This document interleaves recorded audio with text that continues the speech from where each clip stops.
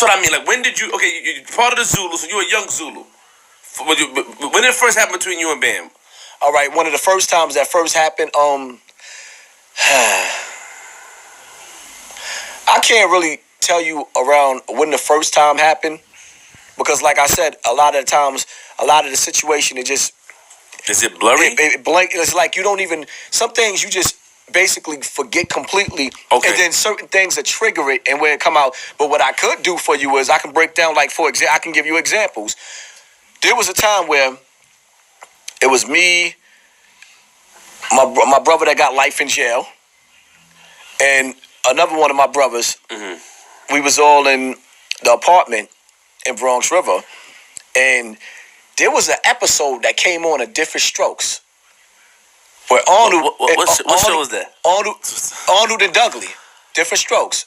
That's the white shit? No, the black joint with Different Strokes. Got the white dude, Mr. Drummond. You got Arnold, which is what's his real name? Yeah, y'all don't know who the fuck that is? Arnold and Dudley. Yeah, I Google it real quick, man. It's been a long time, man. So anyway, in the episode, they was in the store. We was talking about Willis. There we go. Yeah, we were talking about. I thought it was that, but I wasn't sure. Oh, yeah. So now he was in the store, in the basement of the store, and the dude in the store pulled out the Polaroid camera and started getting them to take their clothes off. Now that stood out to us because while we was in there trying to lift the weights in the weight, trying to flex our muscles, now he trying to convince us to take our clothes off. And he pulls out the Polaroid camera. Oh, let me see your muscles. So we all looked at each other like it got real uncomfortable. So we slid off.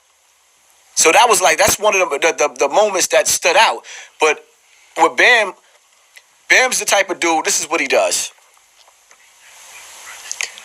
You go in the bathroom, he'll try to follow you in the bathroom.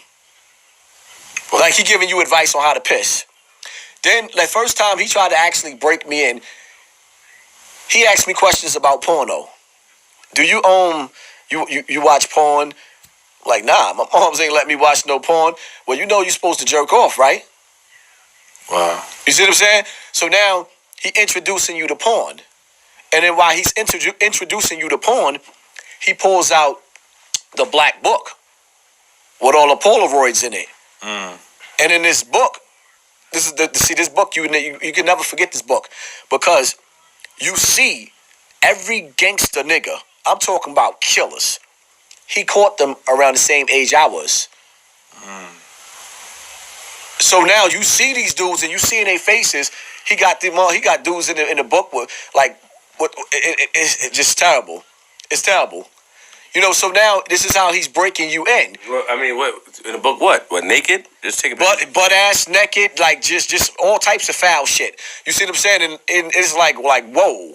So then he's telling you that you're supposed to jerk off. You got to jerk off because it's unhealthy for you not to. This is what he's doing. He's breaking you in. Then he gets you to the point to where that one day I find myself in the room. That it's crazy because a few of the dudes that he actually molested, everybody went to jail for murder. But let me ask you a question. Before you went in the room, did you tell him you've been molested before? Did you confide in him? Nah, I didn't tell him that. Okay, good. I mean, first of all, you're dealing with the mind of a fragile, broken child. You see what I'm saying? You may have. Sometimes you might find an 18-year-old that's not mentally mature. Right.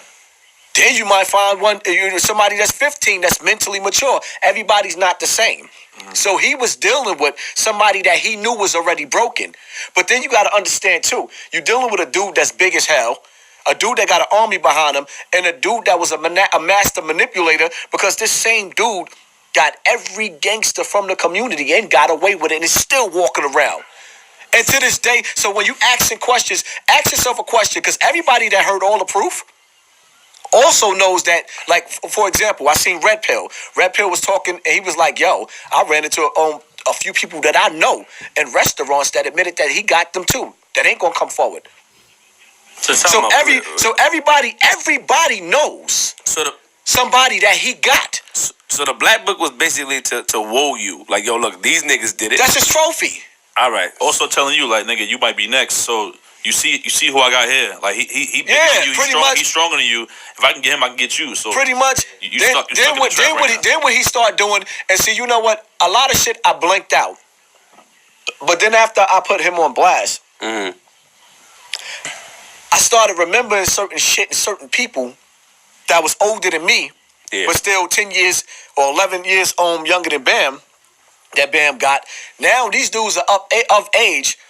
Bam had me sitting there watching him giving these older niggas oral sex. Dudes that I looked up to. And the funny part about it is, when you sit back and you tell the so-called gangsters that's supposed to be around, you tell them like, yo, this is what this nigga was doing, and he watched this during that time. Oh, well, here's the excuse. Well, he might have did that. He allowed that to happen because, he might have been behind on his rent. So now y'all went from being molested by this nigga to prostituting to the nigga. You see what I'm saying? This is the shit that I had to listen to. And so I give you an example. That's like, I'm gonna call a name out. One name out. I'm gonna call it. He a soldier too. He got locked up for shooting the police. He get busy. Tafik, police sergeant on the concourse. Public information. He beat it. Public information. Got locked up for bodies too. Beat it. Public information. We all did. Tafik, he was molested by Bam. He's supposed to be Bam's cousin. Tafik's younger brother, Ali Baba, molested by Bam. One day, I'm not going to call the other name out because dudes got sons. And I realize it brings out a lot of pain. But me, Ali Baba, and another dude that just came home from jail for murder like a few years ago, whatever the case may be now, he's raising his children. Proud of him. All three of us, we young boys, he got all of us up in there with a bottle of Vaseline and porn on, trying to jerk all of us off together. This is what the nigga do. You see what I'm saying? Running around, and now, certain dudes talk about, well, Bam said he liked to drink semen because it gives him power by drinking the semens of little boys. It's just real shit. What happens to anybody who try to get out the situation? Because I know somebody had to try to, fight him off or try to kill him or something. Well, there's stories of people that got into it with him, and it may not went down the way that it would have happened with certain other people because some of these people had, they grew up in the family. See, Bam was strong, but some people, certain things you couldn't do to certain people because then they would ask the question of, well, why are you doing this? And then you had those that would cover it up. You see what I'm saying? Like right now, when you're dealing with the Zulu Nation, you sit back and you analyze it. You didn't see the Zulu Nation handle the situation out the way that it was supposed to be handled. There was no outrage. It was, shh, let's quiet this down so we can get back to business. You're going to answer for this. There was no responsibility on behalf of him.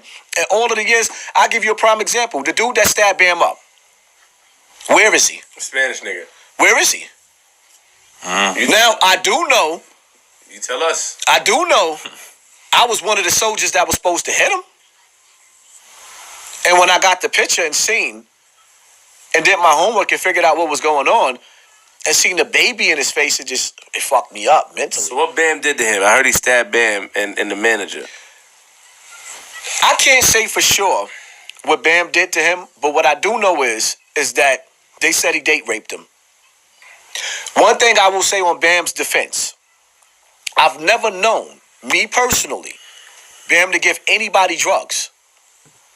I'm not going to never lie on the man. I've never known him to give anybody drugs. So I won't say that he did that for a fact as far as giving him a drug. But what I do know is sometimes some of these young boys may have had something to drink in Bam's house, may have passed out.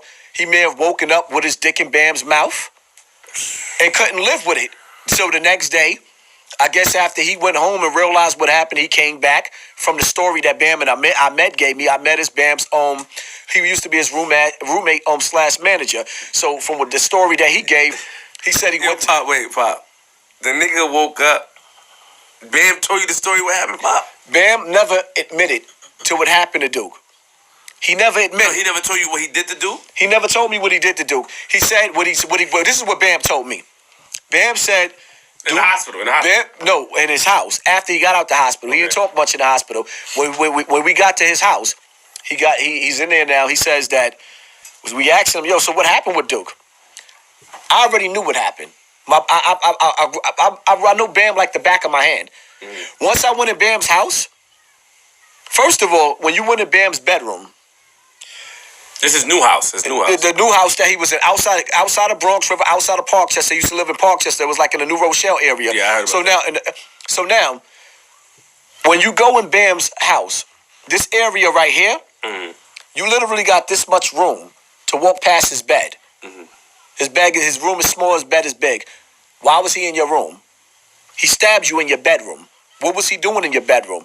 But Bam's answer was, he was saying that he came in there, he was looking funny. Ahmed said, yo, I went to the store to go get me a sandwich. When I came back from the store to get a sandwich, I heard Bam in the room screaming. I runs to the room to see what's going on with Bam. He's stabbing Bam, hitting him in the stomach. Ahmed went to grab him. Now, Ahmed is a black belt. Duke went to stabbing him too. And then I guess, after Ahmed fought him off, he got away. He ran out of the house. Now, you ask yourself a question. So how did we know that? How we know the allegations that was against Bam? That if you didn't speak to the guy. Well, I'll tell you what. For one, the guy called up. He called up on Hot 97 and Star tell you this. And he was on the radio and he tried to tell him that this is what Bam did, and they clowned him. Number one. Number two, from people that dealt with the kid, he was telling them, the dude tried to get me. You see what I'm saying? I never personally spoke to Shorty. Okay. But this is what he said. Now, in the hospital, when I got to the hospital to see Bam, the first thing Saladin is another warrior. Saladin was like, yo, Poppy, you get involved in this, you going to hell. So now automatically everybody's assuming that Bam is back to his old bag of tricks. I mean, the day that I went to Bam's house and he gave me the picture of the young boy that stabbed him, I goes outside, Joe Poe and King Righteous, King Zulu, tells me, well, see, Joe Poe wasn't there at the time. It was separate times. But both of them sitting up there telling me Bam got locked up in Brazil.